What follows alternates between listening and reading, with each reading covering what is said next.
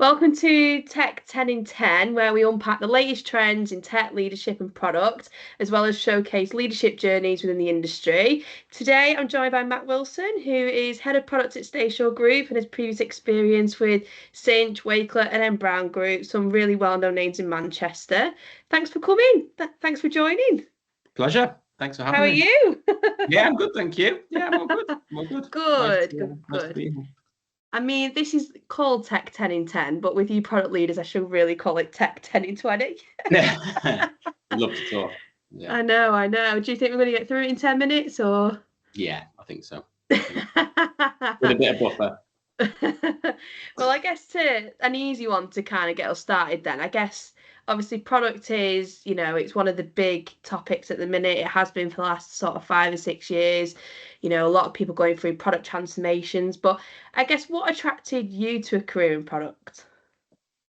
Yeah. To be honest, I fell into product and I was very lucky. Which I think is quite common. I think some people who've been around, 10 years plus, like myself, maybe longer, wasn't as well established as it is now. But yeah, I think I studied economics at uni and I love data. I love like the behavioral science side of it and, why people make decisions. So yeah, I think being analytical, being quite curious, and yeah, the fact that I like people and I'm a people person made me quite a good fit in hindsight. So yeah, more luck than anything, I guess. Riana just fell into it. Yeah, a lot of people I speak to in product, it's very rare you hear people say, no, I wanted to go into that because it is one of those you don't really go into. You sort of do something before it and then go into it, isn't it? Yeah, Might change the next 10 years, but yeah, at the definitely. minute. There's great like curriculum out there at the minute, and it's got a lot stronger to start in a bespoke product career. So yeah, I think it's come a long way. Perfect. I guess obviously looking back at you just mentioned there that you've been in product now 11 years I think it is. Your last 3 roles have been at that leadership level. I guess what pivotal moment or decision in your career do you think shaped where you are today? Yeah, I reflected quite a lot on this question, to be fair. And before I went to uni, I was working part-time at Tesco, just as like an assistant in the stores. And I worked before uni and then during uni just to pay for my beer fund. And I actually applied to their econometrics graduate scheme, which I didn't get into because they only took 3 people, and I wasn't lucky enough, unfortunately.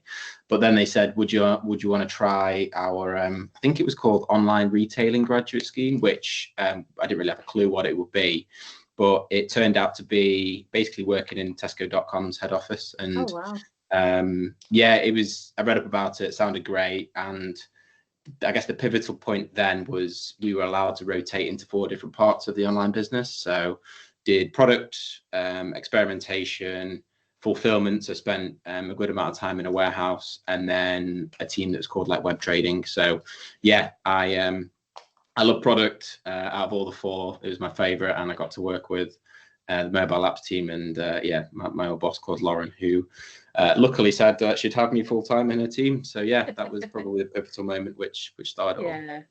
I guess, was it called product then? Like, was it classed as a product? Oh wow. It was, yeah. It was. I was a product manager at that in that role. But yeah, it was like fresh out of the graduate scheme into the Tesco app, which was awesome. Got to rebuild it from the ground up. Wow. Yeah. Anyone has issues with Tesco then to come and blame you? Nah, that was 8-9 years ago now. That's not my problem. That's someone else's. Obviously, you're quite fortunate. You went into products at the beginning of your career, obviously out of uni. I guess, how did you manage the transition from going from that product manager, building products, and then transitioning into that product leader, like exec type level? I guess, how have you managed that transition? Yeah, it's not an easy one to do, to be honest with you. I think it depends on the company, the culture, the context that you're in. But for me, it was the transition from like thinking about it as my product to our business and being a bit more like, I guess, visionary in how you think and operate. So it used to be in product, they used to say you're like the mini CEO of your area, which was completely yes, because that's not true. And I think as a product person or more of a product manager or a product owner, you obsess about, the next feature, your next test, your next learning that you're gonna take. But I think as a leader, it's more around the outcomes, the vision, strategy, and more Yeah. people alignment, I guess. So yeah, I think the transition is more less about getting your hands dirty, although I still like to. I think that's important in a world of such emerging technologies. But yeah, I think getting alignment on what you're doing, why you're doing it, how you're working. Yeah. Perfect. And kind of obviously looking back now and kind of what you've learned, what sort of skills or qualities do you think are the most important? So if someone's listening to this and sitting there thinking, I want to become a good product leader, I guess what would Yeah. you say are the main skills or qualities? I think firstly is commercial awareness or acumen. I Yeah. think product, I don't know, people shy away from the fact that you need to be commercially aware and I Yeah. guess successful, but that's the most important thing, I think, because product exists to serve customers, to drive business growth and improve business performance. So yeah, I think that's the first thing. I think second is about key communication. So being clear, collaborative, and I guess open by default Yeah. is super important. And then I think probably being adaptable and know when to lead and when to be led, I think is really important. But I think that's easier said than done and comes with experience. Yeah, and yeah, it's difficult, isn't it? Because it's like you're working in obviously that experience where it's about your customers and obviously making really good products and all that sort of side, but there is an element where you're still serving a business, so Of course. it's not just about customer, value, it's also about the business value and linking the two up, isn't it? So Totally. yeah, Yeah, bang on. I don't think I've actually spoken to any product leader who hasn't said Yeah, that is the most important, because I think it is one that's often overlooked by people, of course. Yeah, like especially if you're not comfortable with numbers. yeah, totally. And you have to learn to dance in the rain, I guess, in those situations, and just join as many of the trading sessions Yeah, and understand the metrics, the key unit economics of the business, and yeah, like yeah, how it ticks is really important. yeah. And obviously, because of that, product is one of those roles where you're in and amongst everything. You're in and amongst a lot of the teams, and you've got so many requests coming from different areas. You're balancing so many plates. Like it's a bit similar to like being a circus, like the plate juggler who used to spin all Yeah, different plates. That's kind of how product is. It is very common to see a lot of burnout and motivation lacking, because you get so bought into these products, and if it's not commercially working, it'd be quite soul destroying. I guess how do you manage people in terms of looking after their burnout, and how do you manage your own as well? yeah. I think it's important, I guess, in your team is to understand what makes them tick and how they like to Yeah, work. Are they more productive in mornings and evenings, for example, and letting them prioritize and protect their time to get work done, I think is. yeah. But for me, product is a marathon. It's absolutely not a sprint. I used to think it was a sprint when I was starting off, and yeah, just chuck myself into everything, which yeah, you get great experience and great opportunities, but I think it's important to build space for you and protecting your time. So being Yeah, intentional about rest, learning, and yeah, finding what works for you. Like you can't solve every problem, unfortunately, that comes your way. yeah. You need to be yeah, you need to be selective about where you focus your time and energy. That's it. 'Cause otherwise, you can end up working 24/7 trying to save the world, can't you? Totally, totally. And like, yeah, I think when personal opinion, but I think when you're on leave, try and enjoy your leave personally. Yeah. Yeah. You need to recharge, you need to reset. Yeah, that's what works for me anyway.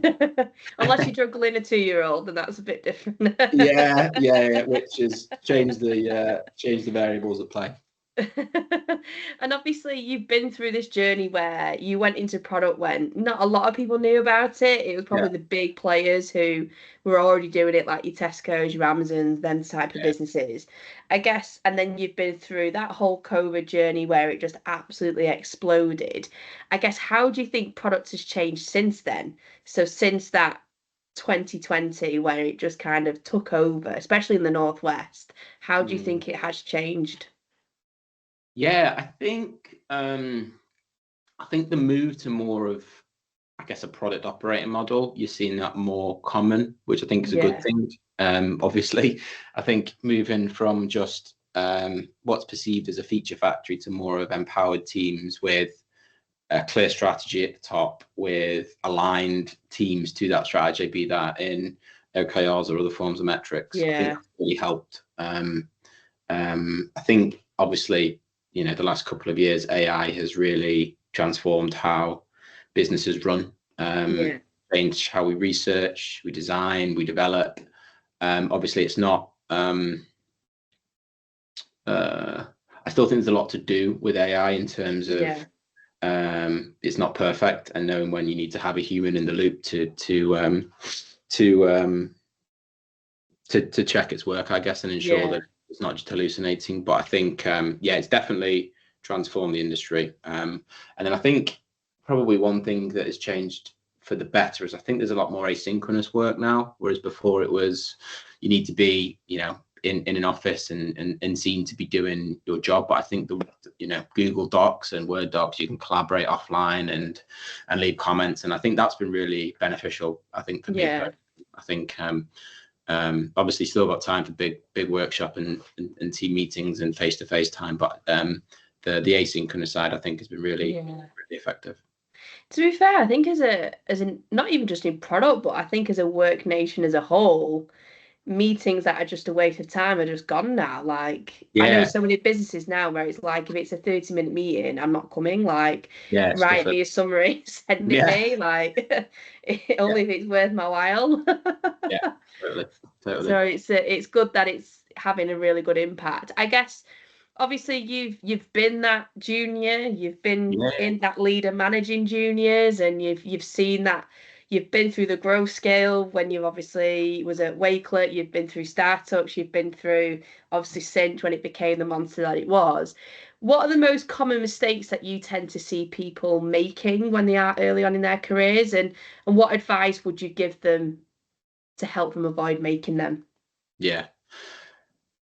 I think the most common mistake, which I think is just human nature, particularly in product, is focusing on solutions without understanding the problem. Like you Yeah. see it all the time, and as a human being, you get wedded to that solution, and then your bias is kicking, and before you know it, you're championing it without even really knowing the problem that it's solving, or if it's a problem that's been validated. So, I think my biggest, I guess, advice or pitfall that I think I see is people focusing on solutions. So slow down, understand the Yeah. problem space, speak to your customers more, and I think being really rational with what you focus on and what you don't, Yeah. because I think the moment that you move, the more you say no, then you move from more of just an order taker to someone who solves outcomes, Yeah. which I think shows clarity of thought, prioritization, strategy alignment, and all that good stuff. So yeah, I think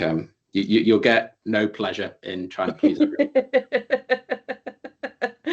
You're selling it. Yeah, totally. I've seen it. I've done it. Yeah. Is there, I guess, following on from that, is there any advice that you received early on in your career that has always stuck by you, or that you wish you might have had earlier so that you didn't have to go through the failures? Um, is there any advice I've had earlier in my career? I like to throw a curveball. Yeah, I'm trying to think.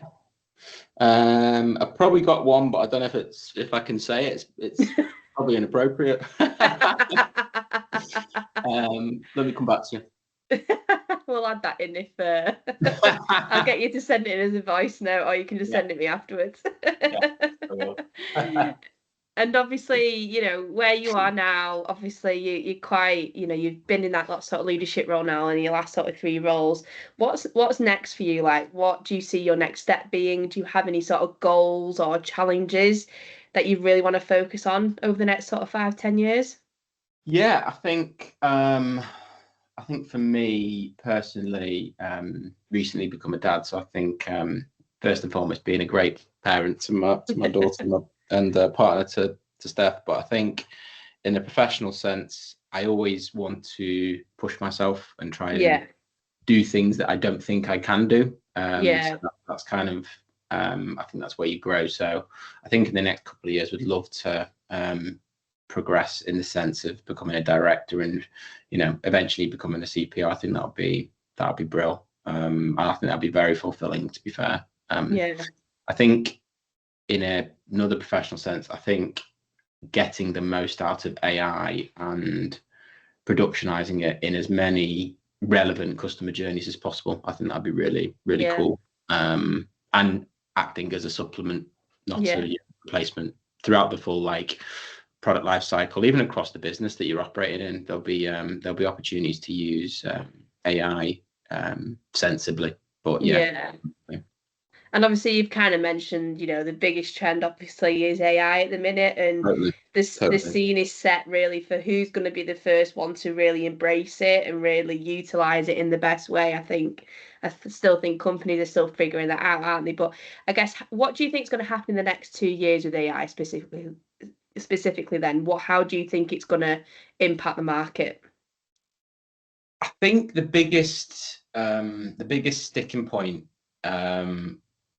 and the biggest opportunity is operationalizing it. So it's fine to have a pilot or a demo, or do some sort of hackathon to validate a way of using that technology to solve a customer or business problem. But then, how do you productionize that? How do you move it from a pilot to something that's secure in a regulated environment, possibly fast, efficient, all the good stuff that you'll need to do when you release products and improve experiences? I think moving from a pilot or a co-pilot into something production ready that is regulated and secure and safe, I think is the biggest opportunity for sure. I think the winners will be the ones who obviously lead with innovation, but with trust and buy-in from their teams to start with, not just someone who works at the side of the desk doing a mini project and then showing it to the rest of the business, because they probably struggle to get buy-in into what they're trying to do, to be honest. And I guess just a last question, just as a follow-up to that, are you seeing any mistakes being made at the minute with AI that you'd be a bit like, oh, maybe that's not the best thing to do, or maybe that's not the best route to do? I think one area that has been helpful that I've found, but it's an area that I always kind of have some caution with, is the research side of things. I think that for the market research and wider positioning of a brand against its competition and where the market's going in the next couple of years, I think you can get some good stuff from ChatGPT's deep research mode. But I think obviously there's no supplement from a customer research perspective than just speaking to customers yourself, and you can probably still garner some insights and find out some interesting trends, but you won't have the same level of insight that you would get from speaking to your own customers. I've seen some people on LinkedIn posting about doing customer research on AI platforms, but for me, I think speaking to your customers, maybe uploading that insight through an AI model to process it and summarize it or simplify it, but the actual research itself, I think you'll always need to do that internally. I think that's it, isn't it? It's actually looking at your workflow and thinking, right, what can be done better with AI, but actually what still needs a human touch, and you focusing on that and then separating it. I think that's probably the best way to do it, isn't it? Whereas throwing AI at everything is probably going to lead to a lot of mistakes, a lot of lost money. And you're probably going to end up down the rabbit hole where it's like probably 10 years ago or 15 years ago, everyone had a mobile app. And they'll have an app for that. There'll be an AI for that in a short period. And I think a lot won't work. And the ones that solve a real problem in, within the confines of the business or industry that you're in and does it well, I think will. No, amazing. And hopefully over the next few years we can see it all panning out, and there's always going to be winners and there's always going to be losers, isn't there? But hopefully from the losers you learn from it, and then it just, I'm excited to see how it goes, really, because I love AI, I'm not gonna lie. It's great. It's cool. Really cool. Scary, but it is cool. It is cool. But thanks for taking the time to speak with us. Obviously, Pleasure. lovely to catch up with you, and I'm hoping your journey will resonate with a lot of people listening, so that it might help them as they sort of find their feet and enter that world of leadership and product if they've not even stepped into the world yet. But Mhm. if you've enjoyed today's episode and you found it valuable, if you're listening, subscribe. There's other episodes of other leaders. Share it with someone, and yeah, we'll look forward to speaking to the next one. And that's a wrap for our podcast today. Thank you so much for joining us, and thank you to everyone who's been listening. As always, check out our social media and LinkedIn channels. There's plenty of events, podcasts, roundtables that are happening at the moment. Keep your eyes peeled, as our next podcast will be coming very soon.